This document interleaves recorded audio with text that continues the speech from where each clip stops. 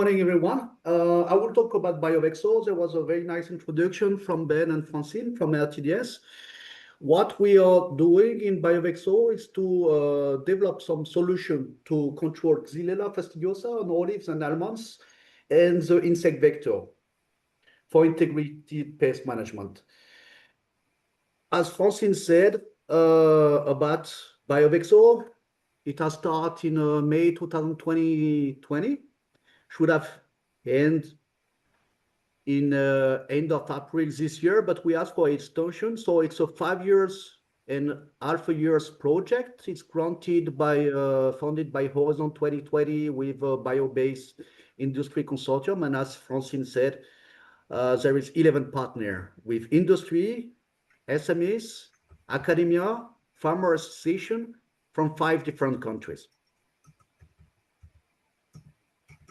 What we are doing in BIOVEXO is to try to develop some solution to control the disease you have in front of you on this slide, caused by a phytopathogenic and quarantine bacterium, Xylella fastidiosa, which is now present in Portugal, Spain, France, Italy, Corsica, and also in Israel. You have different kind of species and different strain in Europe.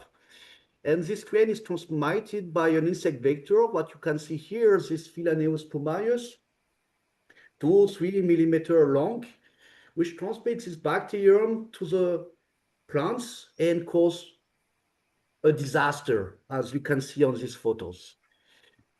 And up to 100,000 jobs has been already lost. This cost a billion of euro, and there is no solution at all on the market. So it's a catastrophe for cultural heritage, for farmers, for the economy, for the social behavior, and it's really making a collapse of olive trees in Puglia, but also almonds in Balearic Island and also in Alicante. What we do in BIOVEXO is, I told you, is to try to develop some solution against the insect vector or against the phytopathogenic bacterium itself as preventive or curative use. At the beginning of the project, we chose 6 biocontrol solutions, but in fact, it was 8 solutions. There were some bacterial strain targeting Xylella fastidiosa, microbial metabolite against the vector, plant extract against Xylella or against the vector, and an anthropogenic fungi. We did not start from scratches at the beginning. We chose this solution because they were already developed in our pipeline from different company or different academic partner. And we wanted to develop this solution to be close to the market. So you imagine it was a lot of work, and it's still a lot of work to do before end of the project. But first, we made tests in small-scale field trials to see if some solution works or not. Against Xylella, against the insect vector, and in different places in Puglia, in Italy, but also in Mallorca and a bit in Alicante. Then the next challenge was to formulate the biopesticide and to upscale their production before to do large field scale trials and IPM strategy. You can imagine that we treat a lot of plants in the field, and we needed upscale solution and formulated biopesticide to store them and to apply sufficient amount in the field. And in BIOVEXO, we also studied the mode of action of some biopesticide. I mean, if some biopesticide give positive result, we want to understand how they work. What are the effects? How are they, it's possible that they reduce, for example, the symptom spread? And in BIOVEXO, we also analyze the sustainability of our product, the toxicity and toxicology analysis, the non-target effect on bees. So we wanted to develop, and we still want to develop, some sustainable solution that can help farmers, society, to reduce the Xylella pressure in the field. Of course, in an industrial point of view, we need that the biopesticide has a good life cycle assessment, meaning that the production should not increase the production of carbon dioxide, etc. It should be sustainable. And what we obtained so far, we had upscaled and formulated some biopesticide. We performed tested on olive orchard and almonds against Xylella and its vector. We tested different mode of application according to the biopesticide, foliar spray, drip irrigation, but also endotherapy. Life cycle assessment was done, the mode of action was partly determined, and the toxicology and toxicity tests were done. And we have passed from component research and development at year 4-5 at the beginning to end of the field trial and to be close to the market. Now, the fields. Pasquale Saldaridi, here present, together with Enza Don Giovanni from CRSFA, made the planning to make large-scale field trial in Puglia, in Mallorca, and in Alicante. In Alicante, there was a problem. It's an eradication zone, so we could not continue our test in the field. But we have done tests in Puglia and in Mallorca, and test after application of different biopesticide every 6 months, the population of Xylella fastidiosa by quantitative PCR in preventive and curative approach, but also if there was a reduction of the spread of the symptom. What we got so far is that no biopesticide at all reduced the Xylella population in plants. There was some trains, but it was not significant. So no solution reduced the Xylella. But if you see here the area on the disease progress curves, untreated plants from 2023 to 2024, and plant treated with biopesticide 1, there was a slowdown of the progress of the symptom in the field, in curative trials, in San Vito de Normani, when we analyze block of 56 plants per treatment after 8 applications per year. The biopesticide 2, there was no effect at all, but with the biopesticide 1, there was a reduction of the progress of symptom of 46.5%. You can tell me, what is this biopesticide? In fact, it's a gamma proteobacterium. It's a parabiocordia phytopheromone strain PAGN. We applied this strain after application of the formulated product done by Access Bio in the field as foliar spray. And the biopesticide 2 was onion extract developed by the company Domka. It was applied as a drip irrigation. Why we choose this formulated PAGN? It's because a few years ago, Stephen Lindo from California shows the potential of Parabiocordia phytopheromone strain PAGN to protect grapevine disease against Xylella, and there was positive result in the field. So we choose this strain to test it on olives and almonds, and there was a nice result. If we check across year in San Vito de Normani, where we have done the test, where the plants were 3 years old, we follow the severity of symptom in untreated plants, formulated PAGN treated plants, onion extract, on new symptom and old symptom. And the disease curve from March 2023 to March 2025, on new symptoms, there was a reduction after application of formulated PAGN compared to untreated plants, and also on old symptom.